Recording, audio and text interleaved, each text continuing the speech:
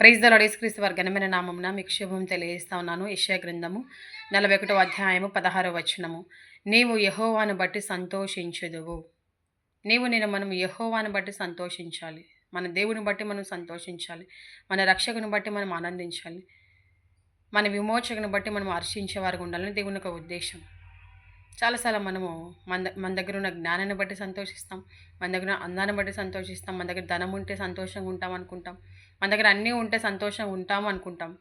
కానీ దేవుడిచ్చిన ఆనందము, దేవుడిచ్చిన సంతోషము ఎంత గొప్పదంటే అది చెప్పనా సఖ్యము, మహిమయుక్తమైన సంతోషము. దేవుడిచ్చిన ఆనందం, రక్షణ ఆనందం, పూర్ణానందం, నిత్యానందం దేవుడు మనకు అనుగ్రహిస్తూ వచ్చాడు. కానీ మనం వస్తువులను బట్టో, ధనాన్ని బట్టో, జ్ఞానాన్ని బట్టో, మనుషులను బట్టో, పరిస్థితిని బట్టో ఆనందిస్తూ ఉంటాం చాలాసార్లు. ఇవన్నీ మన దగ్గర ఉండొచ్చు, ఉండకపోవచ్చు. కానీ ప్రభుని బట్టి ఆనందించాలి, ప్రభుని బట్టి సంతోషించాలి, ప్రభువులో హర్షించే వారికి మనం ఉండాలని దేవుని యొక్క ఉద్దేశం. అందుకే దేవుని వాక్యంలో రాయబడతా వచ్చింది, ఎల్లప్పుడూ ప్రభువునందు ఆనందించుడి. ఎల్లప్పుడూ నువ్వు పరిస్థితులు అనానుకూలంగా ఉన్నాం, పరిస్థితులు వ్యతిరేకంగా ఉన్నాం, నువ్వు చాలా సమస్యలు గుండా వెళ్తున్నావు, ప్రభుని బట్టి సంతోషించు, ప్రభులో ఆనందించు, ఎల్లప్పుడూ ప్రభుని బట్టి సంతోషంగా ఉండని దేవుని వాక్యంలో రాయబడుతూ వచ్చింది. మనకి ఏదైనా బాధ వస్తే సంతోషంగా ఉండలేం కదా. మన ఆరోగ్యం బాగాలేకపోతే సంతోషంగా ఉండలేం, మన దగ్గర ధనం వెళ్ళిపోతే సంతోషంగా ఉండలేం. కానీ ఈ ధనాన్ని బట్టి, ఈ జ్ఞానాన్ని బట్టి, అందాన్ని బట్టి, ఆరోగ్యాన్ని బట్టి సంతోషించడం కాదు, ప్రభుని బట్టి సంతోషించాలి, ప్రభుని బట్టి ఆనందించాలి, ప్రభుని బట్టి హర్షించాలని దేవుని వాక్యం చెప్తా ఉంది. మన జీవితాల్లో ప్రభుని బట్టి సంతోషించేవారుగా మనం ఉండాలని దేవుని యొక్క ఉద్దేశం.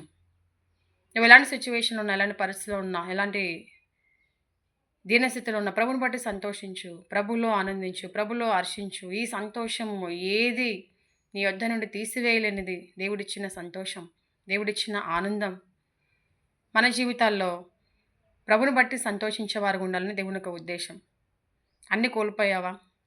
ఆనందం కోల్పోయావా? ఆనందించి ఎన్ని రోజులైంది అనుకుంటున్నావా? సంతోషం లేదా నీ జీవితంలో?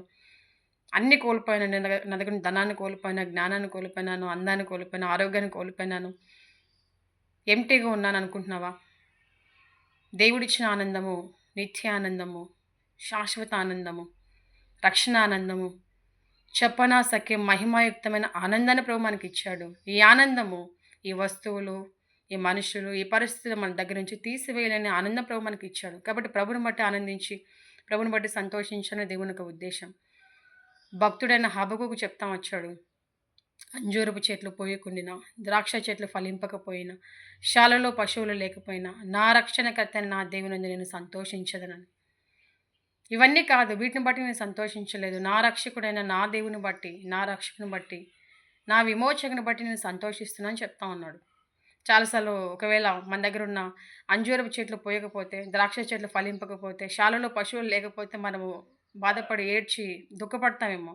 కానీ హబక్కుకు భక్తుడు ఆ ఉన్నా లేకపోయినా నా దేవుని బట్టి నేను సంతోషిస్తాను, నా దేవుని బట్టి నేను ఆనందిస్తాను, నా దేవుని బట్టి నేను హర్షిస్తానని చెప్తా ఉన్నాడు. మన జీవితాల్లో హబక్కుకు వలె మన రక్షకుడైన మన దేవుని బట్టి మనం సంతోషించేవారుగా, ఎల్లప్పుడూ ప్రభులో ఆనందించేవారుగా, ఎల్లప్పుడూ ప్రభులో సంతోషించేవారుగా మనం ఉండాలనే దేవుని యొక్క ఉద్దేశం. అట్లా మన జీవితాల్లో దేవుని బట్టి సంతోషించేవారుగా, దేవుని బట్టి అతిశయించేవారుగా మనం ఉండాలి.